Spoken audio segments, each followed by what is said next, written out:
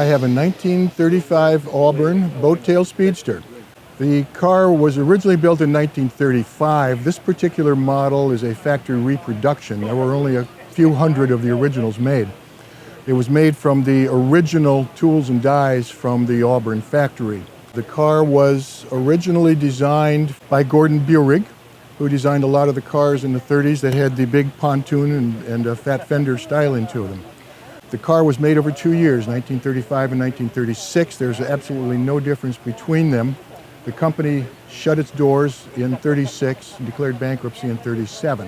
One of the main selling points on this car was that it was guaranteed to go 100 miles an hour right out of the factory. The engine that's in the car is a Ford 302 engine coupled with a matching transmission to it. It gives me everything that I need as far as power and speed. The original car had a Lycoming straight 8 aircraft engine in it, and those are a little hard to find nowadays. What you see here are the exhaust ports. This was a functional device on the original cars to port out the exhaust. Intake, of course, came in through the front as all the other cars do. The Boattail design was originally a racing concept. It originated in the very, very late 20s. And it came about because most car races at that time were long distance races from Chicago to New York or something like that, very few short track races.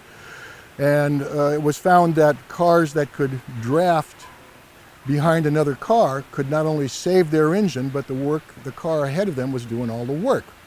And reliability factors entered into the 20s and 30s. So one of the people came up with this Boattail design where it was impossible to draft. The car was made by the Auburn Cord Duesenberg company. They produced all three of them out of Auburn, Indiana. Most people are familiar with the Duesenberg car, one of the very, very high-end cars of the day. And the Cord was famous for being the very first, or one of the very first, front-end drive cars. I bought the car because I think it's a work of art. It just has beautiful classic lines, and I can't hang it up on the wall in my living room, but I can go out in the garage and smile when I look at it.